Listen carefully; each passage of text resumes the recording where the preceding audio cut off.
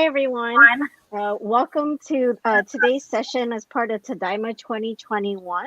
My name is Michelle Magalong, and today I will be moderating our session. Uh, I am with Asian and Pacific Islander Americans in Historic Preservation, and I am pleased to have this panel discussion on allyship, stewardship, and community empowerment in historic preservation. We had a first part of this series last week where you got to hear from Japanese American perspectives.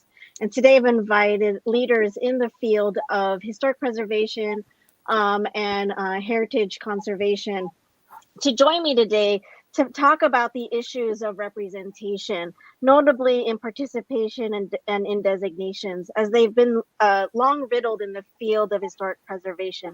The roles of allyship, particularly in terms of stewardship and community engagement in historically marginalized communities, is crucial. This panel discussion invites today folks to share their experiences in navigating issues of allyship and stewardship in historic preservation work, including in Japanese American communities and in solidarity with others. And so before we get to hear from our speakers, I'm going to introduce them briefly in the order that you get to hear them from today. First, you will hear from Ruben Andrade, who is the superintendent of Cesar Chavez National Monument in California.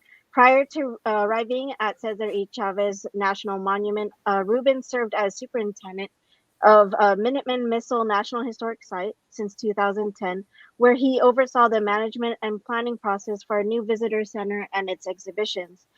Ruben began his National Park Service career in 1998, working at Lyndon B. Johnson National Historical Park in Texas as an interpreter. He also worked at Capulin Volcano National Monument, never been there, Fort Union National Monument, and the Carlsbad Caverns National Park. Prior to working at Lyndon B. Johnson, he worked with the U.S. Army Corps of Engineers at Pine Flat Lake in California. After Ruben, you'll hear from Alisa Lynch, who is the team lead for interpretation and visitor services at Manzanar National Historic Site. She has worked for the National Park Service for 32 years, including assignments as a park ranger at Yosemite, Big Bend National Park in West Texas, and Mount Rainier National Park in Washington State. Her career has led her to Independence Hall in Philadelphia, the birthplace of the U.S. Constitution, to now Manzanar National Historic Site, where the Constitution's guarantees were denied to thousands of American citizens.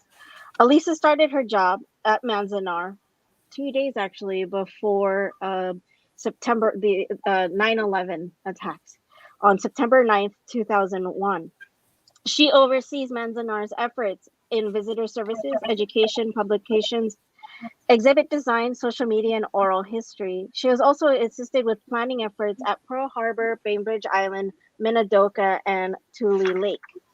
Then you will hear from Judy Lee, who is a librarian at the University of California, Riverside, and her interests in Asian and Pacific Islander American historic preservation stem from previous work with the historic Riverside Chinatown Archaeological Site, the National Historic Landmark Harada House in Riverside, California, and the Multicultural Council, which is part of the Riverside Museum Associates, and in attendance at several API HIP forums or fora. And then to close out our speakers, you will hear from Edward Tepporn. Ed is the executive director of the Angel Island Immigration Station Foundation. He previously served as executive vice president for the Asian and Pacific Islander American Health Forum. He has 26 years of nonprofit sector experience. He is currently a Robert Wood Johnson Foundation Culture of Health Fellow. So today I've asked each of our speakers to share with us about the work that they're doing that's related to historic preservation and stewardship of historic sites and cultural resources, and how they work through issues of stewardship and allyship. And so I'm excited to first bring on Ruben to speak on his work. Hello, thank you all for inviting me and having me on this panel. I've been here since just before the park became a monument, and for 8 of the last 9 years, I was the only NPS employee here, and we had our designated partner. But let me tell you a little bit about how this was established and how, or the process of this park, and why I've needed to have allies and partners to help us move this park to the next level. In 2012, before the second election that brought President Obama along, the president and the Secretary of State had asked our partners if they were willing to um, provide the NPS with some properties so that we could establish the National Chavez or the Cesar Chavez National Monument. It had been something that had been in the works. Congress had asked us to do a special resource study, but President and the Secretary, were not sure that the election would turn out like it did, and they were worried that this story may not be told. Um, so family, the Cesar Chavez Foundation was kind of skeptical about giving property to the federal government. So they went to a park near us and saw what great work had been done at Manzanar to tell a story of conflict and the lack of social justice. Um, so they decided that the Park Service had done a decent job, and they gave this property to the federal government. In October of 2012, the president proclaimed this a national monument. So the the foundation gave us essentially a turnkey operation. They had built something in 2004 to commemorate their father, to commemorate Cesar Chavez, and so it was kind of telling the story of that. In the proclamation, the president proclaimed that we had to tell the story and the bigger story of the struggles and achievements of the farm worker movement. So we had to start some planning. The first thing we had to do was start our foundation document. Would be the entry level part of our general management plan. First part of it. Um, so I went around trying to find folks that had a stake in this story. Remember, at first it was the story of Caesar, but now we had to tell the bigger, broader story. So we were trying to include everybody we could, and actually it was kind of hard to get folks to come and participate in sharing their story. Luckily, it was a wonderful person by the name of Don Malabon that said that yeah, she would help, and then she helped me recruit Michelle also. Um, we could have gone on with just whoever wanted to attend, but that wouldn't have given the passion and the story of everybody involved. This whole park has involved in everything we do about bringing in folks that had a passion for telling all the stories, and we've gone a lot of ways in doing so, um, uh, because folks that have become allies not just love what they're doing, but they love sharing the stories of this site, and there are many, many of them. When we first took this over, um, the exhibits were simply rows of pictures. There was a shack that resembles migrant housing, and of course, there was Caesar's office, but the rest were just pictures. And the only people that could make a connection to them were those that could relate to the pictures on the wall. So we started working with folks in Sequoia to help us build things. After the foundation document, we still try to recruit more folks, but folks at the table were a little broader. We brought in folks from other historic sites to help us build our long range interpretive plan, um, which was better. It brought in more people, more points of view, and of course, we had to kind of plant seeds to make these other points of view acceptable. Um, and just recently, uh, we have gotten ready to go take um, our plans to the region to start building a new exhibits, some that are more of the type that the Park Service has, and that could tell multiple points of view, the multiple stories, and tell the stories of everybody that participated in this movement and is still going on. Like I mentioned at first, sometimes it's hard to have people make commitments to say, hey, we're going to do this. So Michelle, I hope you're ready to come participate in this planning here in the future, and hopefully we can recruit others that will help us develop this. Yeah, that's kind of what I have to share about how this process of bringing in folks to tell stories of this park and to tell the much needed stories that this nation needs to hear about all Americans' history.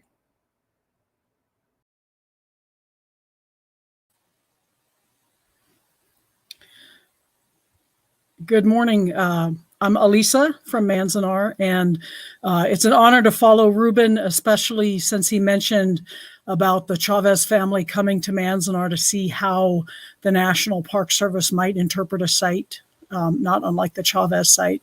So as Michelle mentioned, I've worked here now for 20 years and a couple weeks. If you've been to Manzanar, this is the iconic cemetery monument. And, my focus has really been on working with the former incarcerees and working with visitors and doing basically interpretive stuff. So I just have some few images here. Next.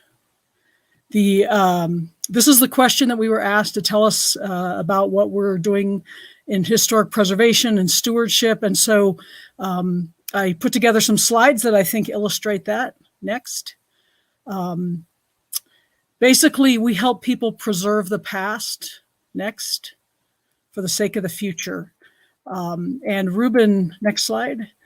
Ruben was talking about, there not being a single story. And that's something that we have really worked hard to bring to visitors at Manzanar. Sometimes people think, they know a part of history, or maybe even somebody in their family and experienced a part of history.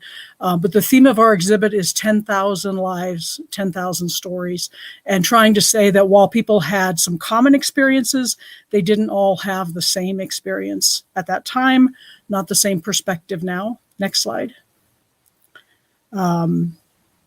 This gentleman, for instance, is one of the stories of Manzanar. He's a gentleman named Hikoji Takeuchi, who was shot by a military policeman in Manzanar. Next slide. And we tell his story in the film, in the exhibits, through a little booklet that we call an ID card booklet.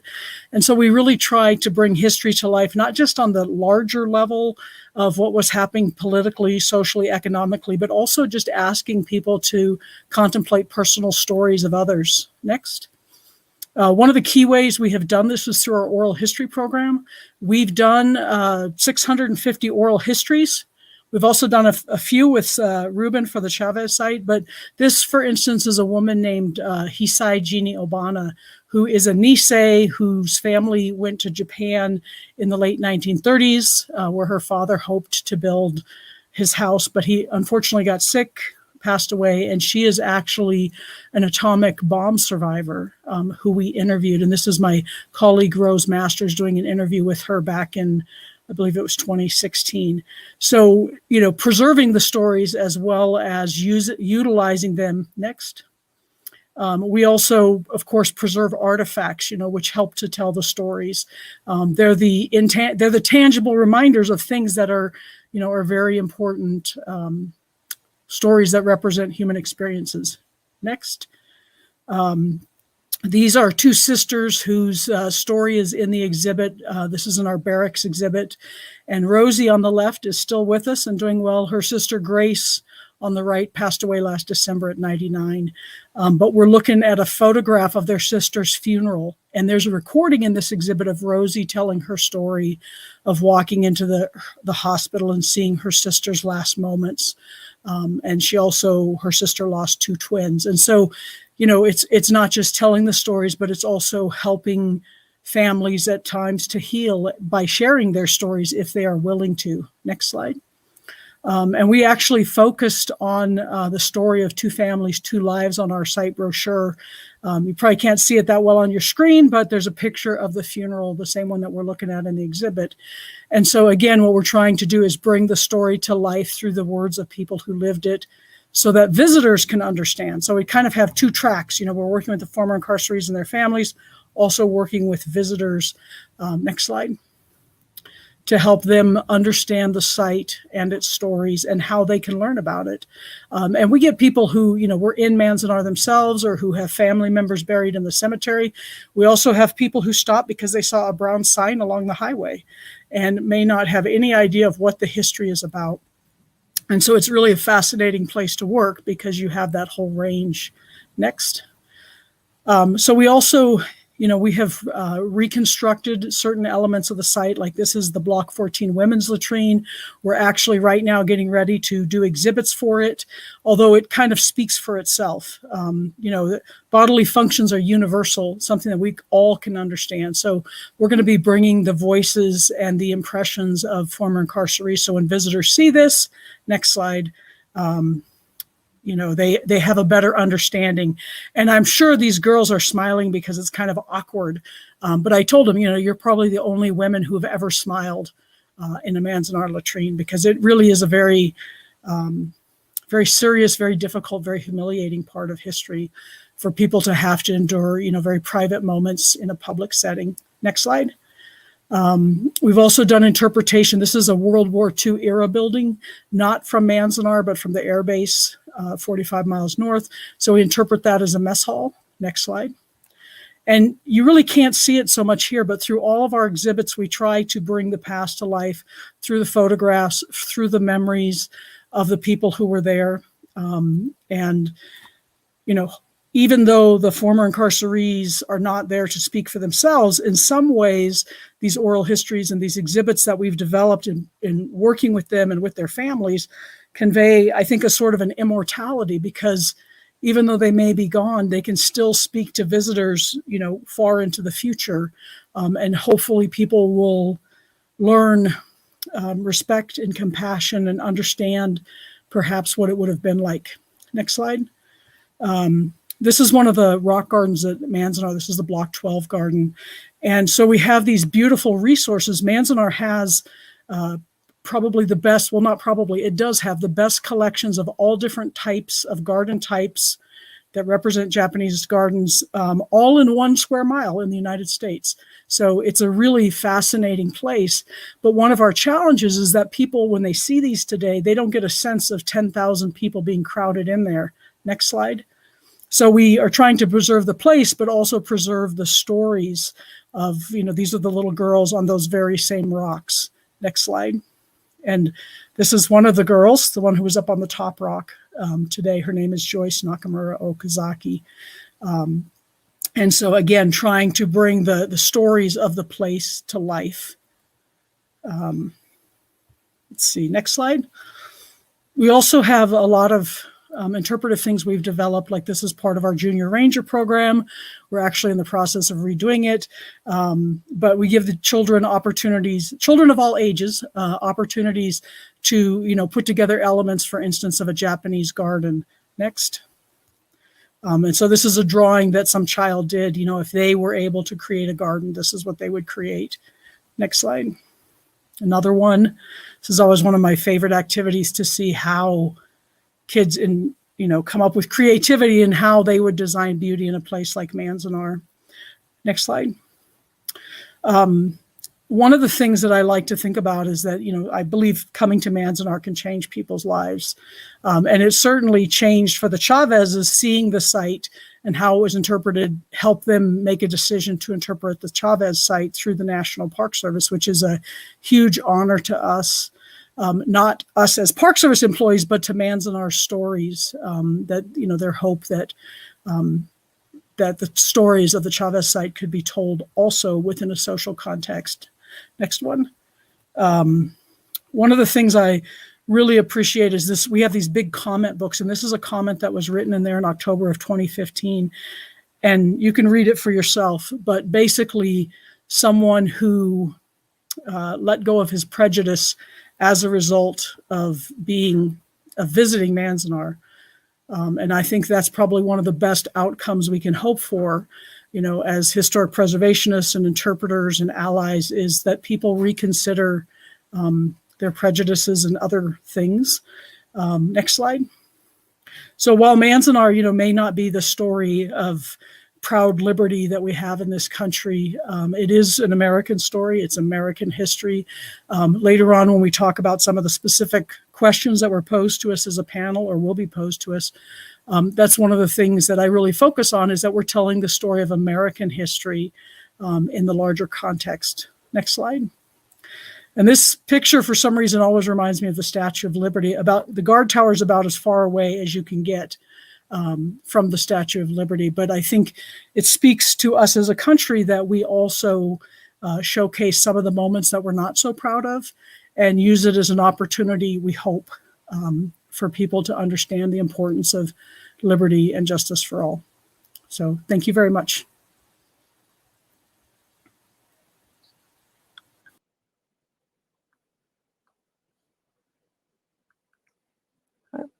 Oh. Hi, everyone. I'm Judy Lee, and I come to you today from the University of California campus at Riverside.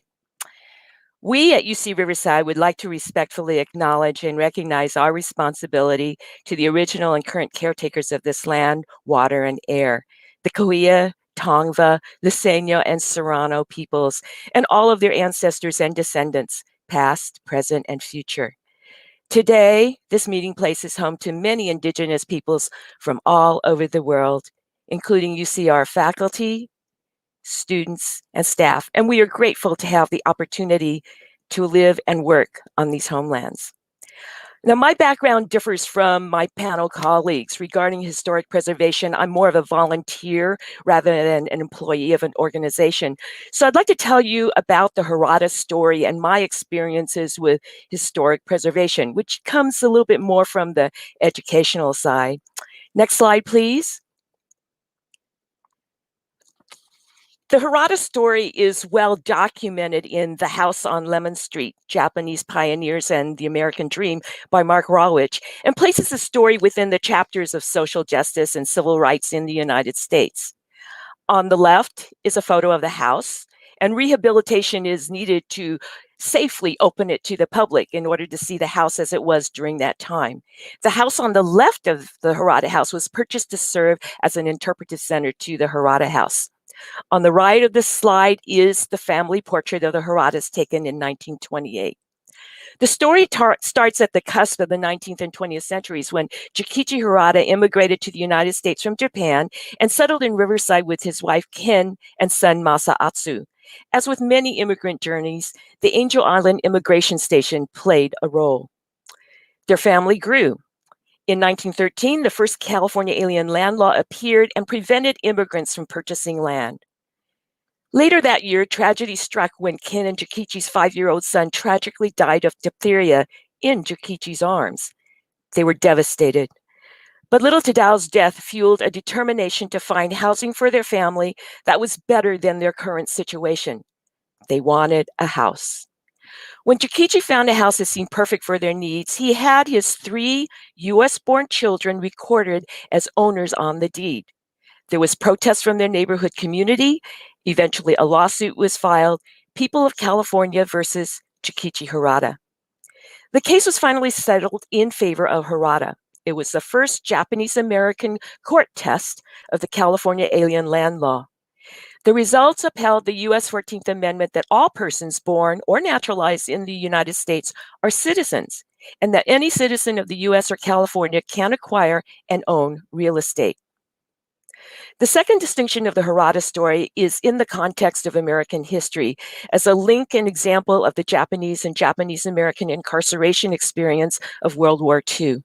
The story illuminates the narrative of Asian immigrant home life during that period of U.S. history. The Harada House achieved National Historic Landmark status in 1990, when only 2 such designations in Riverside, California. The Harada family donated the house and its contents to the city of Riverside in 2003, and was accepted by the city in 2004 and finally placed under the museum, now known as the Museum of Riverside. Currently, the restoration project of the Harada House is projected to take several years and millions of dollars. It was named as one of 2020's 11 most endangered historic sites, and in the same year received the maximum $500,000 matching grant from Save America's Treasures. Contributions large and small have been received from the community, as well as a few grants to support the project. Earlier this summer, the state of California awarded $7 million to the city of Riverside for the preservation of the Harada House. Next slide, please. So how did I get involved in historic preservation? My experiences, a few of which are shown here, have themes of serendipity, intersectionality, and relationships that are interwoven throughout. My work is grounded in my personal desire to leave a legacy for my children and others, stories of their heritage, their cultures, and their communities. You as individuals may have similar paths or would like to consider how you might get involved in your communities. So if you could just direct your attention to the Venn diagram on the lower left of the screen, I find that so many different parts of my life, whether it's work, personal, or what I do in the community, are interrelated with each other. First of all, I'm a second generation Chinese American. I'm married to a Sansei, or third generation Japanese American. We have 2 adult children.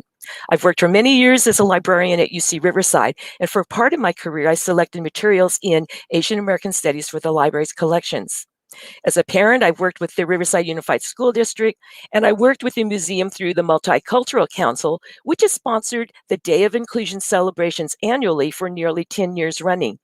In the upper right portion of the screen, you can see the Day of Inclusion program for 2017, which was centered on the Harada House, and which I was honored to co-MC. Below that is a flyer, or below the flyer, sorry, is something about Riverside's Chinatown. And that was my first historic preservation project that occurred in 2008. I became a founding member of the Save Our Chinatown Committee, and this was a community grassroots effort to save the historic Riverside Chinatown archaeological site from development destruction by a contractor who wanted the land for a medical office building. As a last resort, the effort ended with a lawsuit that did save the property. However, we sued the contractor, the city of Riverside, and the Riverside County Office of Education. So you can imagine what that must have been like. That experience of grassroots community efforts, notifying different people, making connections within the community, led to invitations for me to present about this topic at UC Riverside classes. One of the Save Our Chinatown Committee's community allies is and was the Riverside JACL. I started attending and supporting their local JACL events and eventually became a member.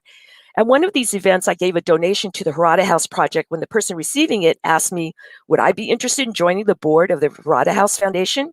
I knew nothing about fundraising, but thought I could contribute to the overall effort and joined in late 2018. On the upper left-hand corner of the screen is a montage. So it turns out that separately and preceding my Save Our Chinatown Committee involvement, a movement was growing nationally to include more underrepresented communities into United States historic preservation.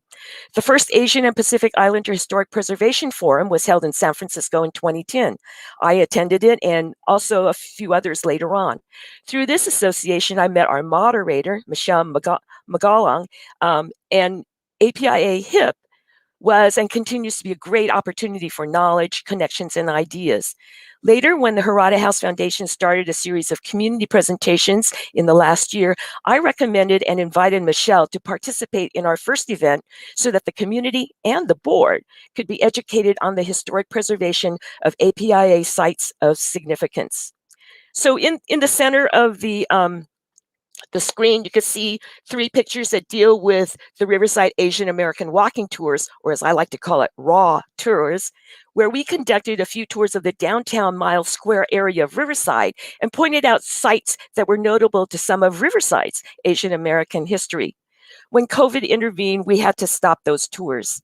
The Harada House was featured with locations of the first site of Harada's Washington restaurant and the Harada House National Historic Landmark site. I gave my first presentation to a non-UCR group this summer when I talked about the Harada House to Temple Bethel's senior Havara. And this invitation was extended to me by someone who was a colleague and a co-founder of the Save Our Chinatown Committee. And that experience reinforced the relationships of people and our common goals of social justice. And I'd like to point out that the Grace Lee Boggs quote really exemplifies why we want to leave a legacy to our children and for our future. Next slide, please.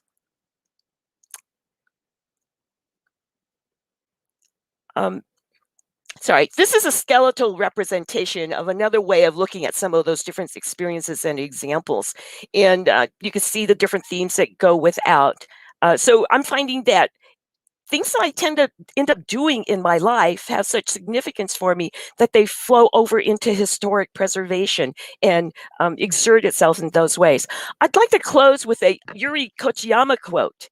She starts, "Just remember that what you put on your pedestal will be your main influence in your life." And she continues, "Life is not what you alone make it. Life is the input of everyone who touched your life and every experience that entered it. We are all part of one another." And to me, that's allyship, stewardship, and community involvement. Next slide, please. If you would like to know more, I'll leave you with these resources. And my thanks for your attention.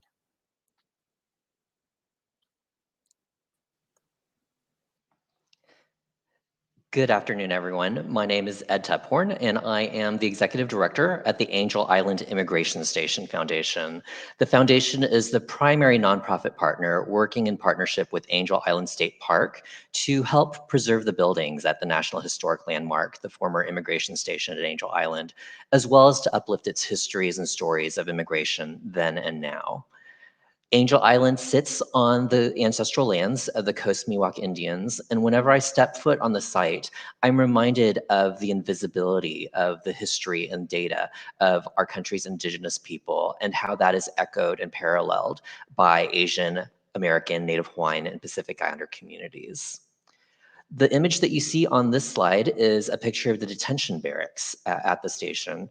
And during the time that I've got with you, I want to share a little bit of the story of what it took to ensure that this building and others remain standing so that we all can continue to learn about history where it happened. Next slide, please. For those of you who might not be familiar with the history of Angel Island, from 1910 to 1940, there was a US immigration station that was built on Angel Island to enforce the exclusionary immigration policies of the time that begin with the Page Act that then continued on to the Chinese Exclusion Act of 1882, and then over the course of the next decades, a number of other exclusionary immigration policies that effectively sought to prohibit people from Asian and Pacific Islander countries from immigrating to the US. During the 30 years the immigration station was open at Angel Island, over 500,000 immigrants were either processed or detained there. And unfortunately, unlike the symbol of welcome that the Statue of Liberty and Ellis Island stands today as for our country, Angel Island tells a totally different story. Angel Island is sometimes referred to as the Ellis Island of the West, but we have to remember that for many of the immigrants who came through Angel Island, they experienced a series of processes that tried to keep them out of this country. There were definitely experiences of segregation on Angel Island. Once Asian immigrants arrived at Angel Island, they were segregated from their European counterparts. Chinese immigrants were segregated from the other Asians, and then men and women were separated from each other.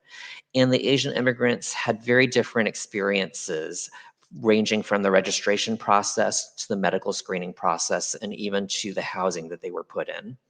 In the lower left-hand corner, you see a staged photo of some of the medical screenings that took place. And we know that this is staged because in the historic accounts that we've been able to gather, immigrants reported that they had to strip completely naked and provide stool and blood samples as part of their medical screening process. On the right-hand side of the screen is an image of the interrogation process, where Asian immigrants in particular would be asked hundreds upon hundreds of questions. Next slide, please. In the upper left-hand corner here, you see a map of the buildings of what Angel Island looked like during World War II. In 1940, there was a fire that burnt down the administration building, and that's when the site stopped being used as an immigration station. And during World War II, because there were other buildings that were still standing, the site was taken over by the military and used to house enemy POWs, as well as over 700 Japanese Americans from across the West Coast and Hawaii. After World War II, the site fell into complete disarray and ultimately came under the stewardship of California State Parks starting in 1954. The buildings were in horrendous shape, and as early as the 1970s, there were plans to tear down all the buildings to make way for campsites and picnic tables. But luckily, there were a group of people that began with Park Ranger Alexander Weiss, who ventured into the abandoned buildings and saw that there were these poems, over 200 poems carved by Chinese detainees into the walls of the barracks. And he knew that there was something special there. And so in allyship with Chinese community advocates, with Japanese community advocates, a process started to ensure that the buildings were preserved that began with the Angel Island Immigration Station Historical Advisory Committee in the early 70s. Next slide, please. In a report issued by the advisory committee, one of the things that they'd hoped to accomplish was to not only restore the barracks, but to ensure that the poems and other inscriptions were properly displayed, and then as well to construct a center for lectures and exhibits. And on the bottom half of the screen, you see just one example of the many poems that are carved into the barracks walls. And these poems truly do stand today as a reminder of the hope, but as well as the frustration, the trauma that detainees experienced while they were on Angel Island. For Asian immigrants, that period of detention could last anywhere from several days up to as long as 3 weeks, 3 months, and the longest period of detention was actually just under 2 years. Next slide, please. So 46 years later, after that report was issued, we are excited that after a $12 million renovation, we will be opening the former public health hospital building to the general public for the first time. And we have reimagined it as the Angel Island Immigration Museum. The museum will stand as a complement to the existing detention barracks museums, which truly does remind us of the trauma and of the different trials that detainees had to undergo here at Angel Island. And it complements it with even more diverse stories of immigration, both through Angel Island as well as in current times. Next slide, please.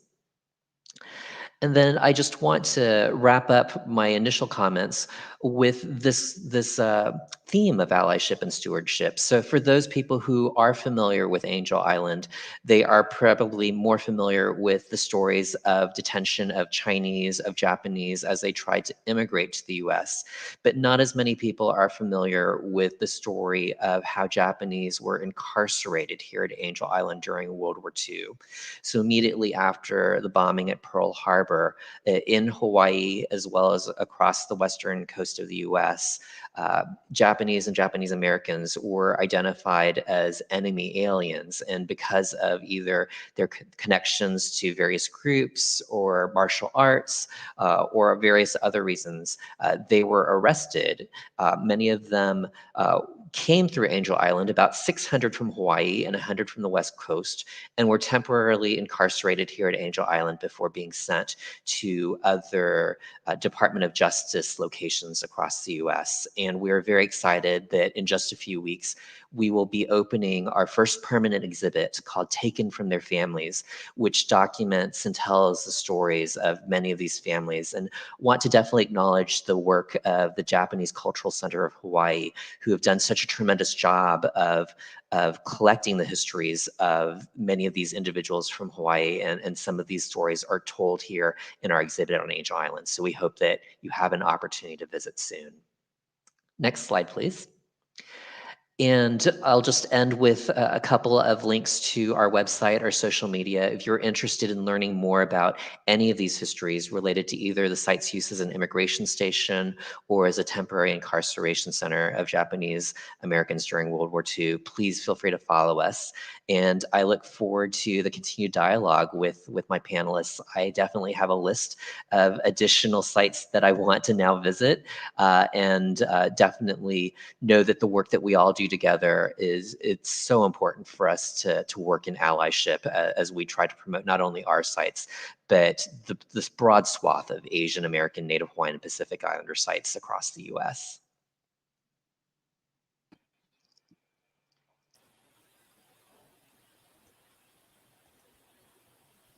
So thank you, Ruben, Alisa, Judy, and Ed, for your wonderful presentations. And before I open it up to questions, I first want to ask if any of you have questions for each other. I just want to say, Edward, I'm always telling people to go visit Angel Island. I got to visit there in 2013, and just it's fabulous exhibit. And of course, some of the people who were incarcerated in Manzanar came through Angel Island and other immigration stations. So it's definitely part of the same continuum. I want to go back now too. Come back and visit. When does the museum open, Ed? We're hoping that it'll open by late October, early November. We're really close. There's just a couple of last things that we need to make sure are in place before we can open it to the public. Wonderful. Judy, you have a question? Oh, wait, you're muted, Judy. Right. Here I was trying to be careful so I wouldn't make any extraneous noise. Ed, thank you for the presentation. It really stirred back a lot of memories. I mean, I remember when the first book came out that talked about the poems found on Angel Island. And my first visit to Angel Island was when I went to Apia Hip in San Francisco in 2010. And I went back like maybe 1 or 2 years later. So I'm looking forward to be able to make the trip again. It also reminded me about how I was able with others to bring out the late, wonderful Judy Chu to the UCR campus, and she addressed different people on the campus. And at one address, she read the poems, and she read it in Chinese. And there was a student in the audience who understood the dialect, and it just spoke volumes to her because she understood what it meant, and it just truly reached out as that kind of experience. So I kind of think that it's all this allyship and all our attempts at bringing these stories out to reach the people so they can have a direct experience with the past that means so much and is so valuable for what we do. Thanks. Sorry, I'm kind of on my high horse here. No. It's wonderful. You know, and I was, as everyone was presenting in this session, not that it was something new, but if I don't know if the audience noticed or if even the speakers, but all of these sites are federally recognized, right? If they're designated as a National Historic Landmark, a National Historic Site, right? Or as a National Historic Site, National Monument, because these are all these official terms, right? But I think what was interesting was each of you talked about how it was like before it can get these big federal designations, which by the way take many years and a lot of work, not just one person, it's many people behind the scenes from different agencies, different kinds of partners who get to this point, right, to the designation. And so it was really, I appreciate that all of you had talked about it's not just, it just magically turns into this landmark, right? There's a lot of work prior to the designation, right? But now even talking about even after designation, right? For me, as when I was a graduate student, I was really intrigued by the question of if you designate it, then what happens, right? Like it's this assumption that we're going to work really hard to the designation. And as we saw with Harada House now, and many of these sites, right? There's still more work that needs to happen. There's more fundraising, there's more interpretation work. There's just a lot more work that happens, right? And so I think one of the things we often see with the public when they want to save a place that is important to them, they're like, we're going to save it and turn it into, a museum or what have you, or get the plaque, in front of the site. But you've all demonstrated today what allyship looks like, because it's teamwork, right? It's community work from honoring the past. And I think it's also important to look at this preservation as people centered, right? Like we just, we don't just honor the people who, like Cesar Chavez, who have passed on, right? But we do the work in their legacy, in our own, as people, right? As living entities, continuing to tell these stories. And so, I think it was very beautiful to see all these connections. And yeah, that everyone, as Judy had mentioned in her Venn diagram, in a sense, we're all connected, right?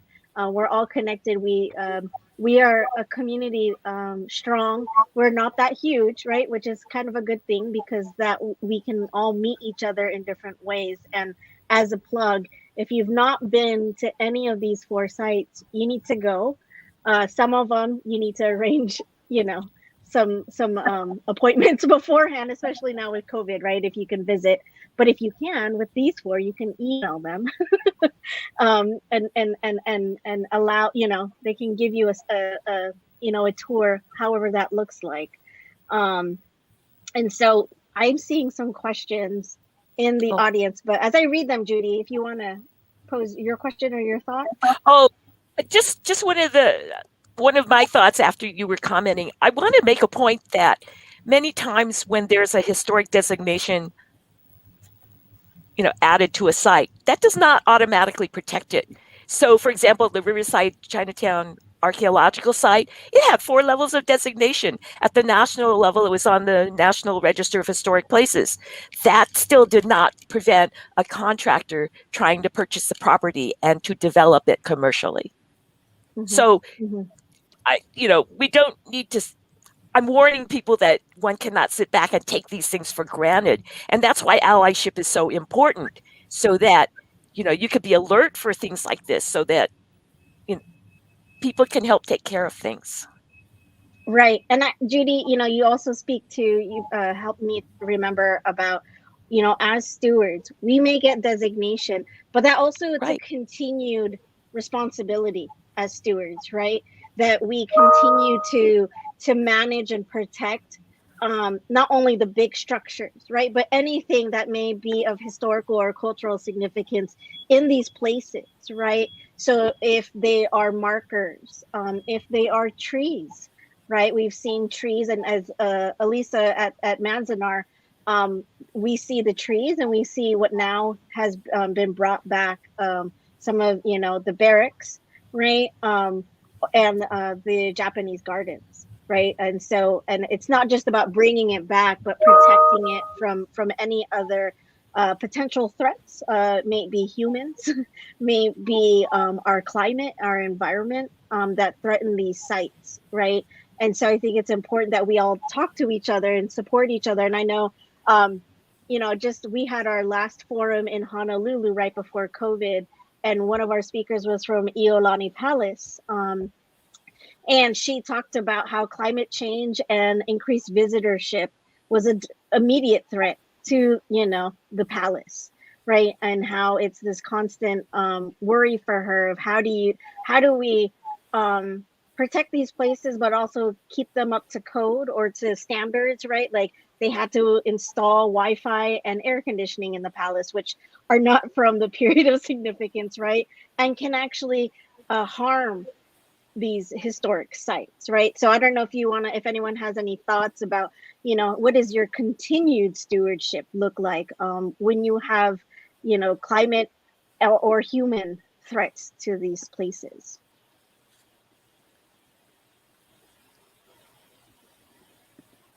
Any thoughts? Especially, I know in California, I'm from California, but I live in DC now, and just kind of hearing about the threats of wildfires all the time, water rise, right, on our coasts. What does that look like? So, Alisa, I know you raised your hand. Well, yeah, so we have been frequently smoked in by the California wildfires, and my brother and my nephew have been fighting them, so it's definitely a stressor. I think what I was going to say is, even more than climate, even more than fire, what concerns me is just how many people don't know this history. don't think about history, don't think about the implications. And I think we've seen a lot of that coming up in the news. And, one of the concerns that I'm always trying to put forward is, we talk a lot about history in terms of like, I get tons of program requests in May because it's Asian American Pacific Islander Heritage Month. And then in November, there are people who want to know about Native Americans or what, and sometimes I think we as a society treat history as though it happened in these neat chapters to individual groups, when in fact, all of this happened all at the same time to everyone. And I guess I feel like the biggest threat is ignorance, not just ignorance, but proud ignorance. Where you have people going back and talking about some of these things about birthright citizenship and whether or not that's a good thing, or that to me is as big of a concern as some of the environmental concerns. I'm definitely concerned about those, but also concerned about people not knowing and understanding the stories of these sites, the implications, the relevance. Yes, thank you. And Ed?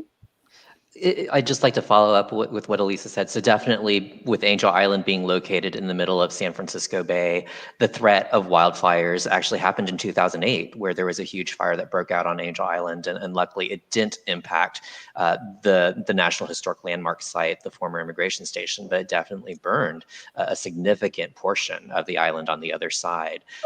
And in addition to these climate threats, we do have people-related threats, where in the past year and a half especially, we've seen this increase in anti-Asian racism and xenophobia. And it harkens back to the times of Angel Island and the exclusionary immigration policies and the lynchings that happened.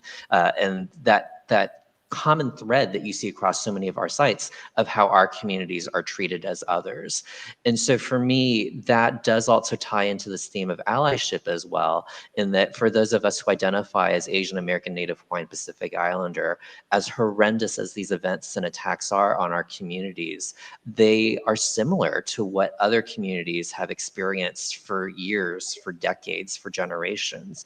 And so that's why, for me on a personal level, it is so important to ensure that when I am talking about the importance of preservation, when I'm talking about treating people with dignity and respect, treating places with dignity and respect, that I am thinking not just about those communities that I happen to belong to, but also the broader capital C community that all of us are part of. Yes, thank you, Ed. I'd like to echo that. I'd like to echo that too, that some of our younger generations are not aware of all these issues that have been fought before. I mean, one of our major target is younger schools children, that some of them, their parents still work in the field and they don't know the history of how things are, folks are trying to make things better for that group force. Yes. Yes. So we have a few minutes left in our hour, and I apologize that we started a little bit late, but I see a few questions coming in. One, speaking of fires, over at Angel Island, this is a question from Biff of how many of the Angel Island records have been digitized? Did the administration fire destroy records? Yes, so unfortunately that fire that happened in 1940 did destroy many of the records related to Angel Island. So we actually don't have an exact count of how many people were detained or processed through Angel Island, but through the work of Judy Young and Erica Lee, we're estimating, and Bob Barty and many others, we're estimating that it's about 500,000 people who were processed or detained at Angel Island. And the effort to digitize records, a lot of that, the records that we do have are the ship manifests, and those are available at the National Archives in San Bruno. Okay, wonderful. And I'm going to combine two questions. One is from Ken Mochizuki. He was asking about when the visitors leave comments after their visits on sites like this, like we saw Alisa's presentation on Manzanar. The question is, what kind of comments are they leaving? And I think also Mary Urashima, she had talked about, harassment and hate, right? and how if you guys could speak to if you've been noticing examples of kind of negative comments being left at these sites by visitors, or incidences of harassment or hate at your sites.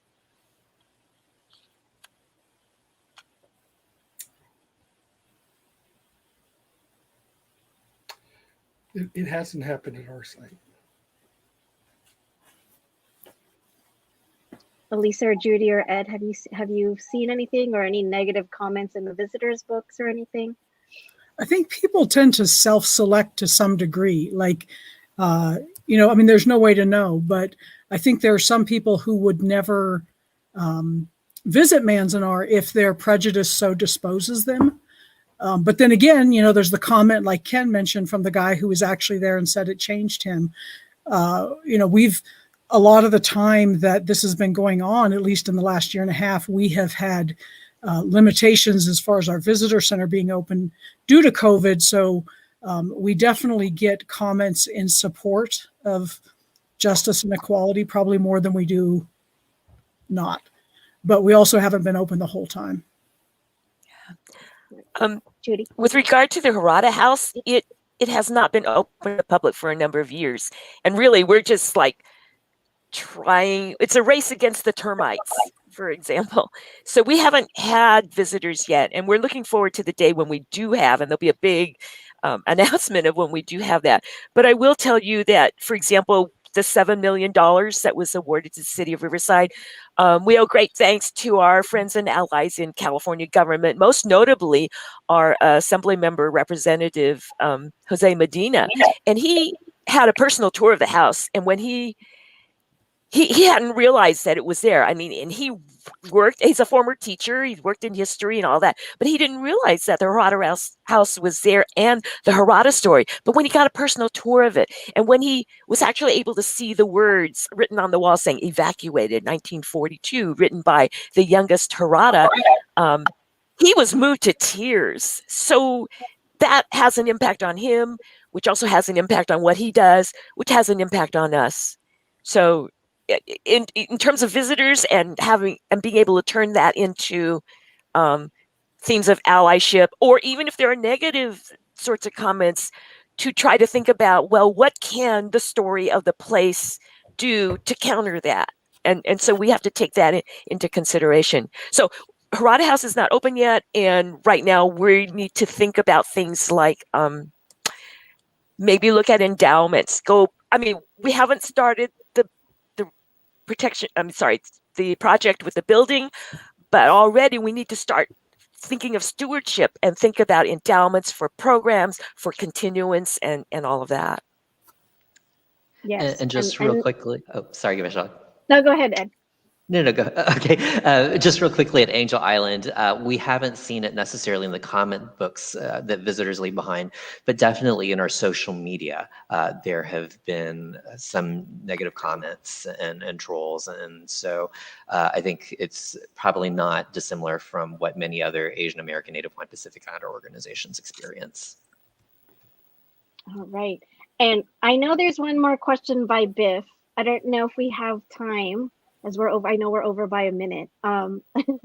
But if the organizers can let me go. Okay. So Biff's question is, the National Park Service is a largely white-centered organization. How does Manzanar staff hold, engage, and prioritize Japanese American voices in the development, preservation, and interpretation of the Manzanar site? That's a dissertation question. But if Alisa or Ruben, if you feel like you can speak on this, given your placement in these sites. I'm happy to give it a shot. Not a dissertation. In the years that I've worked there, we have worked really, really close. I mean, it took a little while to gain credibility and to work directly with people and to say, we want to hear your stories, we want to preserve your stories, we want to share your stories. And that took a level of trust for people. We're the same government. entity that incarcerated Japanese Americans, and now we're coming back saying, we used to keep your bodies in, now we want to get your stories out. But I think the oral histories, I think going to community events, working closely, we've worked closely with like West Los Angeles United Methodist Church, Mary Knoll, some of the Buddhist temples. And once people get to know us and realize that we're preserving their stories, their family stories, we try very hard to take the original content that we put in exhibits directly from those sources. And as an example, the Visitor Center, which opened in 2004, a lot of the content of that came out of secondary sources because at that time we didn't have 650 oral histories. When you go to the barracks exhibits, a lot of what you see in there, you will not see anywhere else because it's directly out of our, photo albums people have donated to us, stories they've shared with us, oral histories. So I think, we definitely work to prioritize those stories. We also look at it as a human story. And it's relevant even if you're not Japanese American. We have commonalities as human beings, like we fall in love, we feel betrayed, we grieve, we, all of these things that we try to look at from a perspective of their living part of a human experience in this very artificial community. But what a lot of people went through there can be understood by others. So I realize that's just sort of a rambling answer, but I look at it not just as Japanese American history, but as American history, human history, and just working a lot with families and showcasing their stories. I hope that helps. Thank you, Alisa. Ruben, do you have anything to add?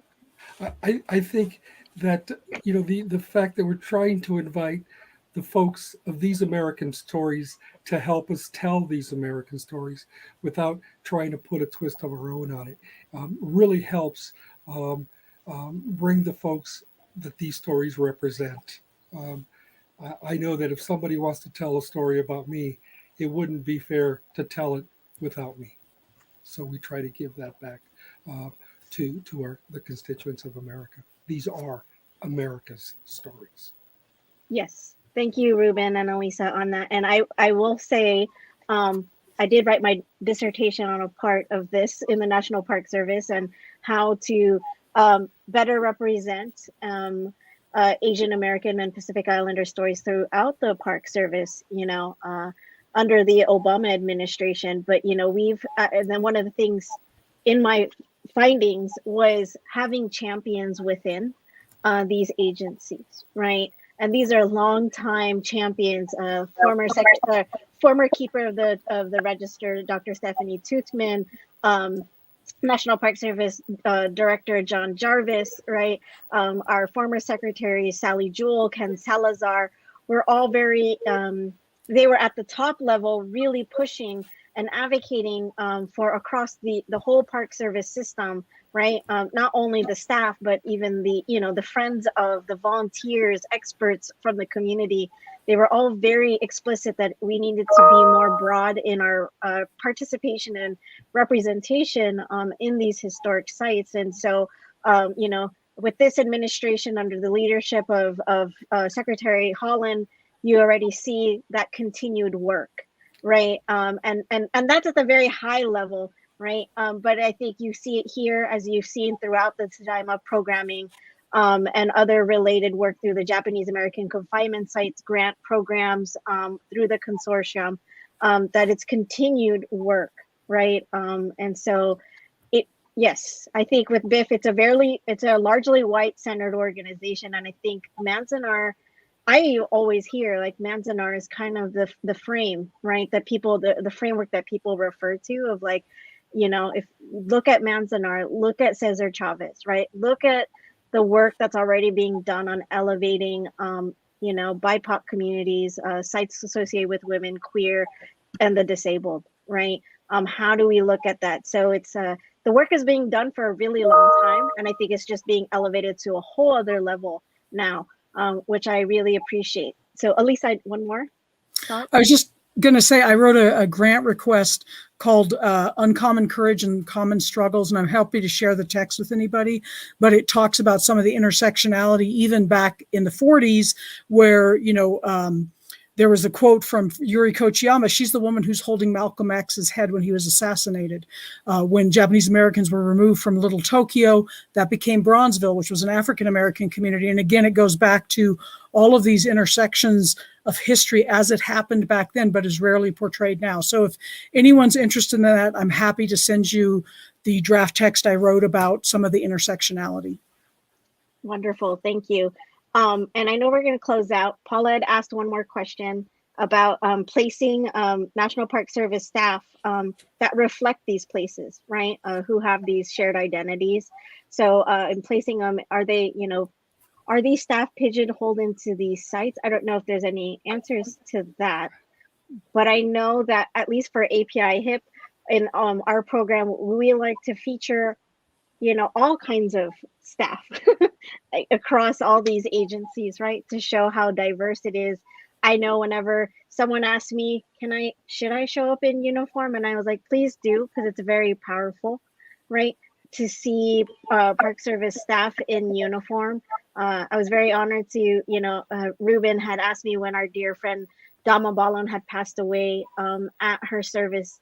He was wearing the uniform. And I know that her family and friends were very touched to see him in uniform, right? In honor of her work and her legacy.